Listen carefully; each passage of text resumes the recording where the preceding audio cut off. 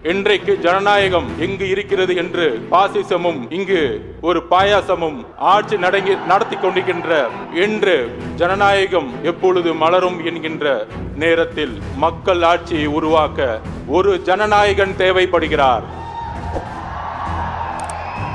இன்று கொங்கு மண்டலம், கோயம்புத்தூர் சுற்றியுள்ள ஒட்டுமொத்த கொங்கு மண்டலம் 54 தொகுதிகளும் பெரிய பெரிய தேர்தல் அறிவாளிகள்.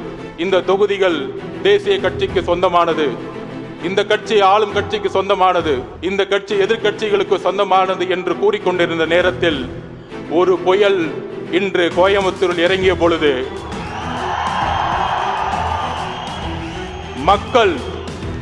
மக்களுடைய கட்டமைப்பு எங்களுடைய கட்சியினுடைய கட்டமைப்பை என்பதை உறுதிப்படுத்தினார்கள். எங்களுடைய தலைவருடைய வழியில் யாரும் ஒத்துக்க மாட்டாங்க.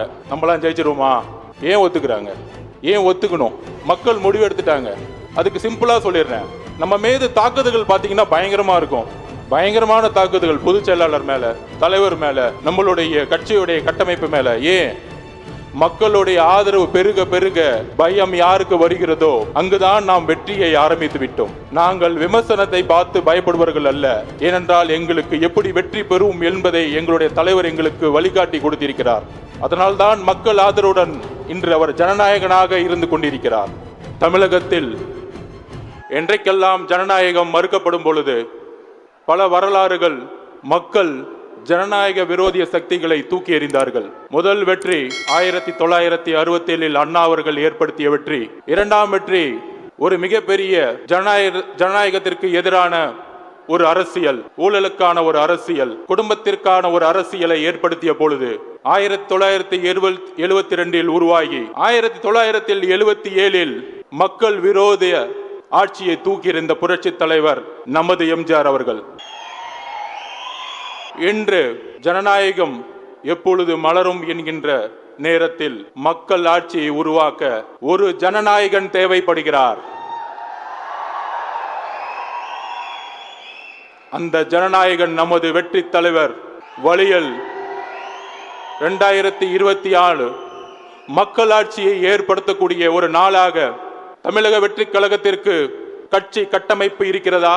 இளைஞர்கள் கூட்டத்தை வைத்து இவர்கள் எப்படி வெற்றி பெற போகிறார்கள் என்கின்ற நகைப்புடன் நம்மளை பார்த்து சிரிப்புடன் இருப்பவர்களுக்கு தெரியாது. தமிழக வெற்றி கழகம் 100 வருடங்களுக்கான கட்சியாக உருவெடுக்கக்கூடிய முதல் நாள் இன்று. அதை இன்று கோயம்புத்தூர் மண்ணிலிருந்து உருவாக்கி கொண்டிருக்கின்றோம். நாம் இன்றைக்கு இருக்கக்கூடிய ஜனநாயக விரோத ஆட்சியில் செய்யக்கூடிய தவறுகள் மட்டுமல்ல, மக்களுக்கு தேவையான, மக்களுக்கு இந்த 75 வருடங்கள் கிடைக்காத பல பிரச்சனைகள் உள்ளது. அந்த பிரச்சனைகளை கட்சியுடைய தலைமை உங்கள் மூலம் உள்வாங்க அதற்கான ஒரு கட்டமைப்பை, பயிற்சியை உருவாக்க தலைவருடைய வழிகாட்டுதலில் நாம் இன்று உருவாக்கி கொண்டிருக்கின்றோம். எல்லோரும் 30 வயதிற்கு கீழ் இருக்கக்கூடிய இளைஞர்கள் தான். நாங்கள் ஒற்றுக்கொள்கிறோம். 1967 77 இதே 30 வயதிற்கு கீழ் உள்ள இளைஞர்கள் தான் ஆட்சி மாற்றமும் மக்களுடைய எழுச்சியும் உருவாகியது. இந்தி எதிர்ப்பு போராட்டத்தை உருவாக்கியது யார்? இளைஞர்கள். நாம் அமைதியாக நம்மளுடைய குறிக்கோளை நோக்கி செல்வோம். நாங்கள் விமர்சனத்தை பார்த்து பயப்படுவர்கள் அல்ல.